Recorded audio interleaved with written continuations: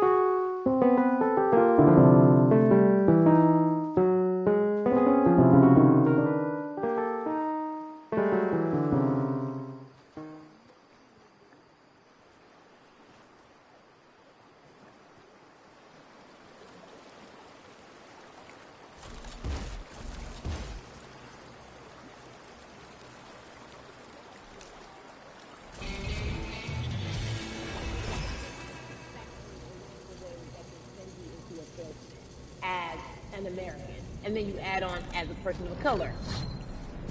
If you're just trying to get the vote and you already have to go through all of these hurdles and hoops in your everyday life, imagine the one day when your voice really is supposed to matter the most in this country. But then you also see all the times that you tried to have your voice matter and then it's been shut down, repressed, told it doesn't matter. And then you're kind of like, what's the point? How do we keep hope though? If I'm watching this right now, I want to I how do we as a people stay hopeful? How do we believe in the promise that these quote unquote forefathers have given us? Because have you met black people? By default, like hope is infused in our DNA. Like you know what I'm saying? Like by default, like if we haven't been broken now through, be it through You're right. slavery, through Give it to give capitalism, it to me. through Give it through to me. colonization, through Yeah, segregation, you're right. through I mean, listen, the history of black people in this country is at one point we were 3/5 people. Mm-hmm. That's it. At one That okay. was a written law. And look at us now. We are whole. We are black girl magic. We are black boy joy. We are, you know what I'm saying? Mm-hmm. What I think about in terms of giving us hope, right? We're making a lot of people nervous right now, Carrie. We're Oh making a girl. lot of people Ben. nervous right now because they're like, dang, we put all these obstacles in their way, and these jokers are resilient. But that should give us hope. That should give us hope that like we can't stop, won't stop. I mean, I went to the school of Diddy. You know what I'm saying? Hashtag, Harlem shaking it right now. Can't stop, won't stop. And I think that's our motto. We can't stop voting and we won't stop voting. We can't stop marching and we won't stop marching. We can't stop thriving and we won't stop thriving. To that end, because you led me directly there, I've been asking everyone who's appeared on this platform, what does activism look like? And I feel like back in the day, we had an idea. Yes, it is marching. Yes, it Yeah. is protesting. Yes, it is speaking out against things that we feel are not right or unjust. But talk to me about what activism looks like for Yvonne Orji. Listen, activism, I think the beauty of activism is that it has many faces, right? You're going to have the people on the front lines. Like, you know what? Martin Luther King marched, but there were a lot of women who were in the homes like, hey, BT Dubs, when they come back, this is how we support all the people who are marching on the front lines. And we're going to be here doing what we know to do best here. And you know what? Somebody needs to bail them out of jail so now we need to be in the community, getting money or whatever it is. So it's like everybody has a position to play. And so play your position like a shortstop, bruh. So whoever you are and whatever you do, play your position. So activism could look like, you know what? I'm not the one that's built to be on the front line, but you know what? My pockets go deep, so I'm gonna support the people on the front line. I'm a comedian. Black joy is a form of activism. There's always a call for entertainers or celebrities that have the platform to do something. Why aren't you speaking out? I'm not a believer in thinking that it's mandatory. Like you said, everyone can be an activist and be activated in different ways. But talk to me about the connection. Talk to me about the marginalization in your world and how you feel like it even inspires you to say more and use your platform to do more. Beneath the surface of what we do, like Niecy Nash says, it's the who, right? The who is the person who's going to be like, hey, let me call this out. Either blind racism in terms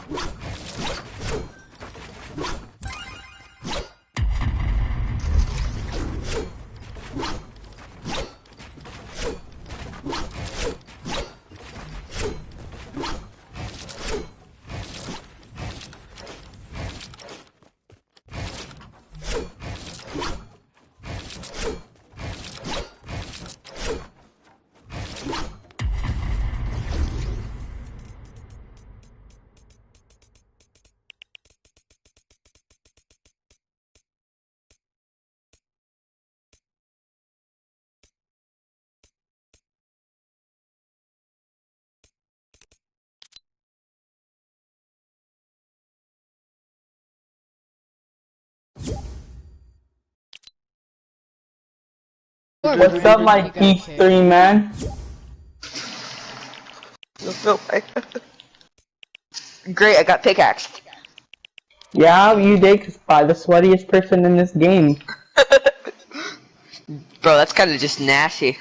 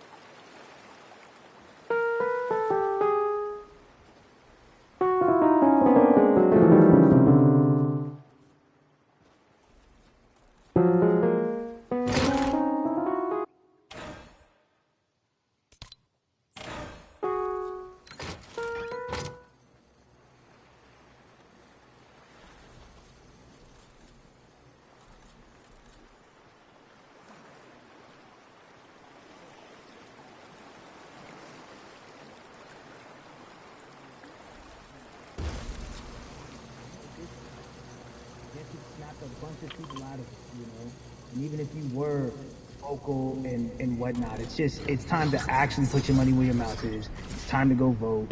You know, it's time to just stop talking about it and be about it. You know, and it's been time for that, but like I said, you know, I'm ashamed that it took me this long to actually really be about it, but I'm here now. So, Russ, we all know that this is going to be your first time voting. Tell me what that Yeah. experience is going to be like for you in terms of what you're excited about. I think you know what it's gonna do for me. It's gonna let me know that I'm contributing to something bigger than myself, and I'm actually putting my money where my mouth is, and I'm being about it. Because you know, for so long, and I know I'm not alone with this, but you know, standing on the outside and just screaming about this and that, and this should change, and it's like, all right, but did you vote?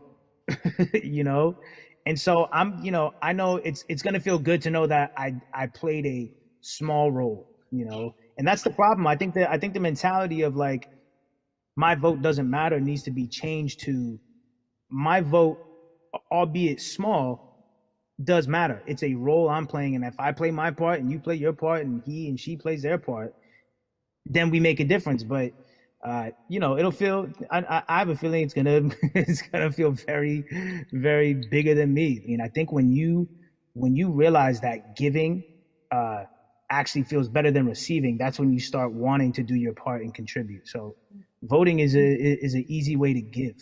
You know. Yeah. To whom much is given, much is required, and you have been given a huge platform, and we are so grateful for you, Russ. Philanthropist, artist, community activist, first-time voter. We appreciate you for doing this, okay? Thank you. I appreciate y'all.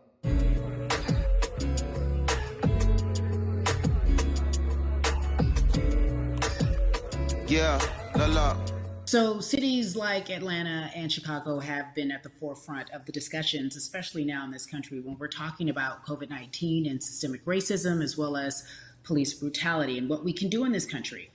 Again, we're continuing our conversation, letting you know that your voice is your vote and your vote is your voice. We can change where we are in this country. Currently, I'd like to welcome in Chicago Cubs right fielder Jason Heyward. I appreciate you.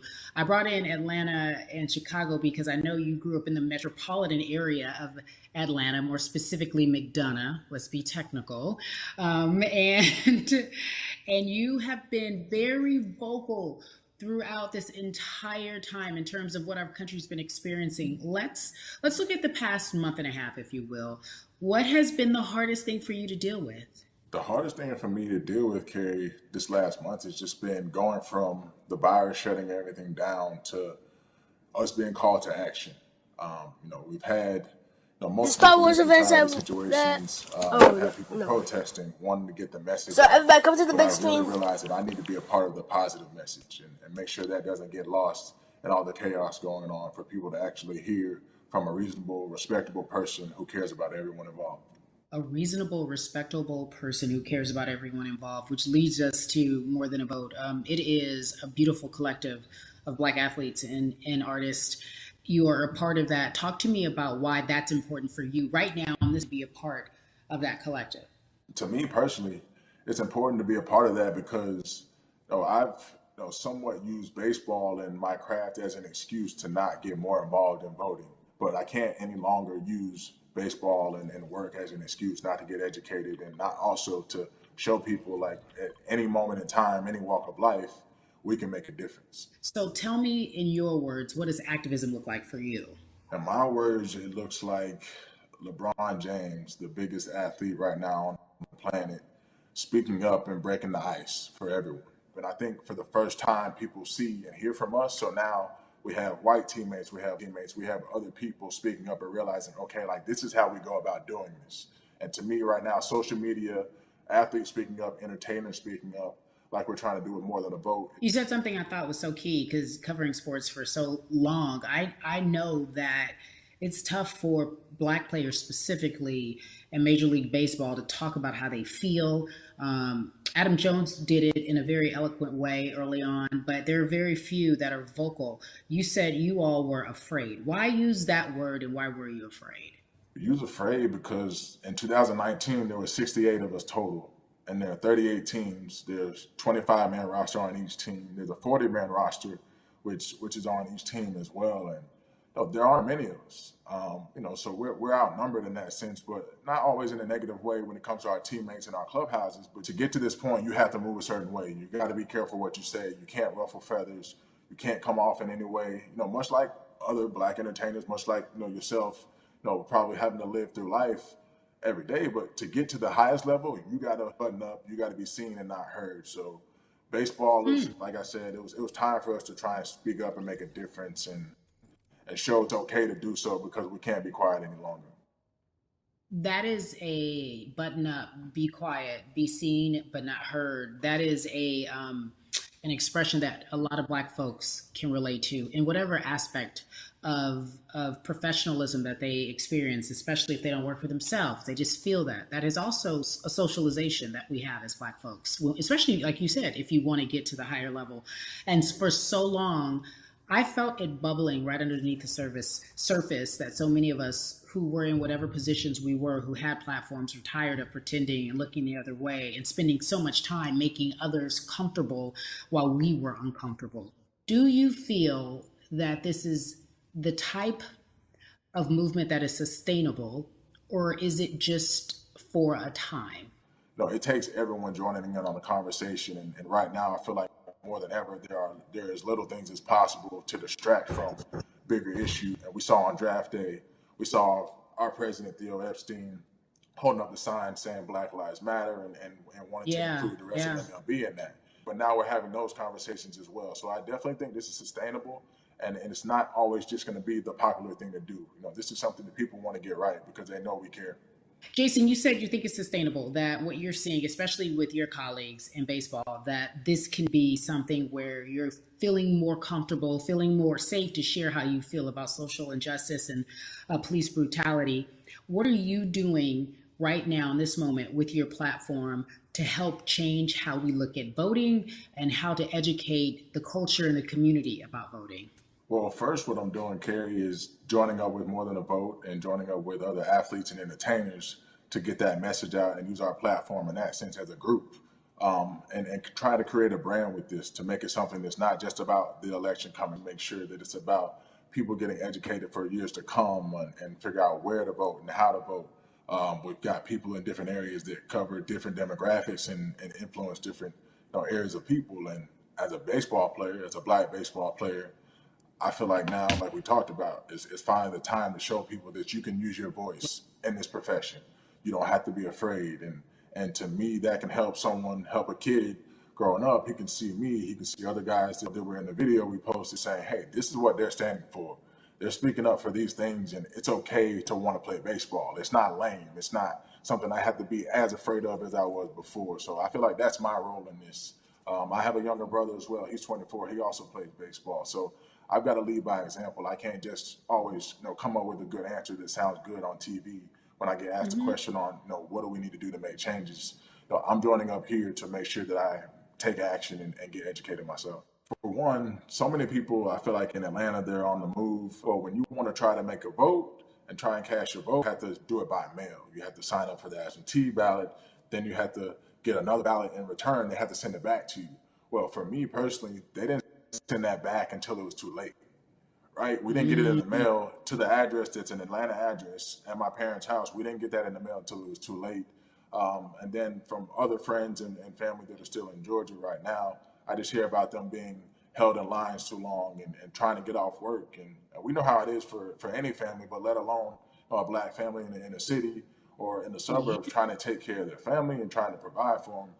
You try to get off work, and then you're like, wait a minute, you start looking at the clock. It's like, oh, this is not going to happen today, right? And so I saw, Mayor Keisha Bottoms, reach out via social media to people and say, hey, I'm going to address these issues right now. I need y'all to stay in line to cast your votes. Keep hanging in there. So to me in Georgia, that's what that looks like. Well, it's interesting that you even bring that up because there have been all these images, specifically from Georgia, because that's such a battleground, where you see people, especially when it came to the primaries, doing whatever it takes. And this is real life voter suppression that you're talking about. It's been happening for decades. It's not fake. What you're saying, these examples of sending you your ballot too late after the fact or shutting down the polls at 6 o'clock while people still are in line, that's a real life issue. There needs to be some type of change. And I think that what we're doing right now is fair. But the idea of voter suppression, do you think that that is well known, especially with folks, within the generation, your generation? I think it's known in our communities, right? I don't think it's spoke on enough. I don't think there's been enough light drawn to it. Bring it to light. Let people hear about it. Let people learn about what that looks like.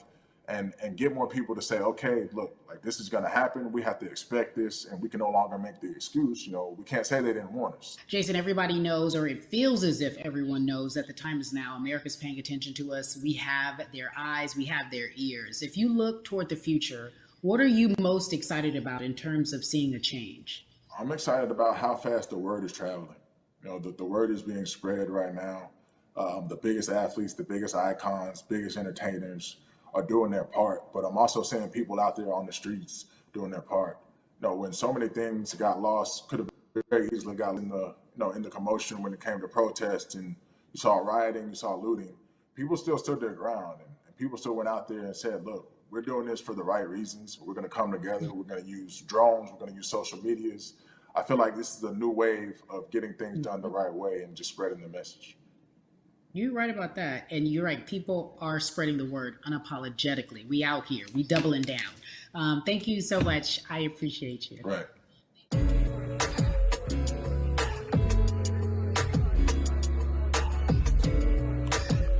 Yeah, la la.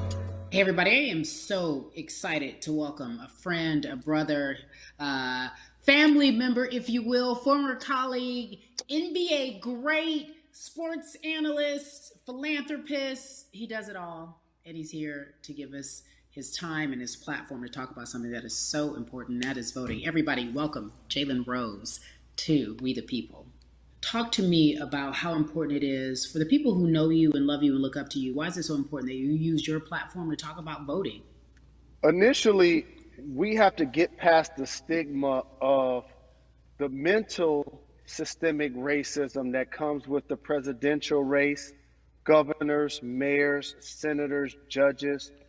We've been conditioned to believe that our vote does not matter. So usually when we looked up at all of those races and people that were running, not only did they not look like us, we didn't believe they were there to represent our best interests. So therefore, as a collective, we didn't mobilize until Barack Obama, and we felt a sense of hope that finally our country is going to do something that we felt would never happen in our lifetime. And I remember being at the inauguration in 2008. I made sure I was there. And we voted in 2016. We didn't vote, Carrie.